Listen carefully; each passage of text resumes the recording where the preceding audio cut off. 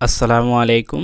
এই যে দেখতে পাচ্ছেন ব্রিলিয়ান্ট, এই ব্রিলিয়ান্ট অ্যাকাউন্টে কিভাবে আপনি টাকা রিসার্চ করবেন এবং কোন কোন মাধ্যম থেকে আপনি টাকা রিসার্চ করতে পারবেন, যেমন বিকাশ, নগদ আর কোন কোন মাধ্যম থেকে আপনি টাকা রিসার্চ করতে পারবেন সেটি কিন্তু আজকের এই ভিডিওতে জানিয়ে দেব। সো সরাসরি আপনি ব্রিলিয়ান্ট অ্যাকাউন্টে চলে যান। সো ব্রিলিয়ান্ট অ্যাকাউন্টে যখন আপনি ট্যাপ করবেন তখন আপনার সামনে এরকম ইন্টারফেস আসবে। এখানে আপনি উপরে এই যে সেটিং অপশনে ট্যাপ করবেন। সেটিং অপশনে ট্যাপ করার পর আপনার সামনে এরকম একটি ইন্টারফেস ওপেন হবে। এখানে আপনি একটা অপশন পেয়ে যাবেন মাই ব্যালেন্স বলে। এই মাই ব্যালেন্স অপশনে ট্যাপ করবেন। সো মাই ব্যালেন্স অপশনে ট্যাপ করুন। ট্যাপ করার পর এখানে দেখুন যে আমার ব্যালেন্স রয়েছে 1 টাকা 60 পয়সা এবং এখানে একটি অপশন কিন্তু রয়েছে অ্যাড ব্যালেন্স বলে। এই যে দেখতে পাচ্ছেন অ্যাড ব্যালেন্স, এই অ্যাড ব্যালেন্সে আপনি ট্যাপ করবেন।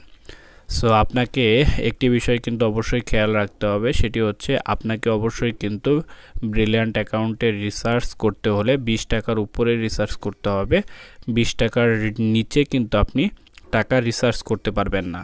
সো তারপর আপনি এখানে এরকম একটি ইন্টারফেস পেয়ে যাবেন। এখানে আপনি এই যে দেখুন রিসার্চ অ্যামাউন্ট খালি বক্স, এখানে ট্যাপ করে এখানে আপনার অ্যামাউন্টটি আপনি বসিয়ে নেবেন। বসিয়ে নেওয়ার পর এখানে আপনি এই যে রিসার্চ অপশনে ট্যাপ করবেন।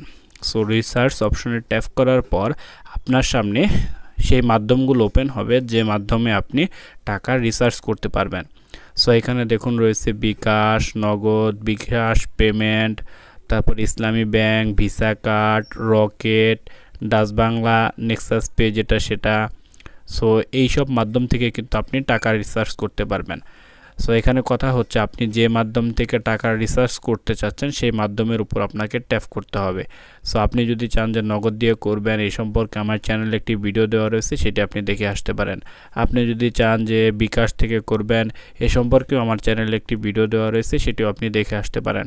সো এগুলো খুব সহজ। আপনি ধরুন যে আপনি যে বিকাশ থেকে করবেন, সো আপনি বিকাশে ট্যাপ করবেন। সো ট্যাপ করার পর এখানে আপনি দেখবেন যে আপনার বিকাশ অ্যাকাউন্টের যে নাম্বার, সেই নাম্বারটি এখানে দিতে বলবে। তারপর আপনি কনফার্ম দিবেন। তারপর আপনাকে বিকাশে পিন দিতে বলবে। সো আপনি পিন দিলেই কিন্তু রিসার্চ হয়ে যাবে। প্রত্যেকটা মাধ্যমেই কিন্তু সেম আপনার নাম্বার চাবে, আপনার পাসওয়ার্ড চাবে। সো সেখানে আপনি ট্যাপ করলেই আপনার রিসার্চ কিন্তু কমপ্লিট হয়ে যাবে। সো ফুল সবগুলোর গাইডলাইন আমার চ্যানেলে দেওয়া রয়েছে, সেটি আপনি দেখে আসতে পারেন।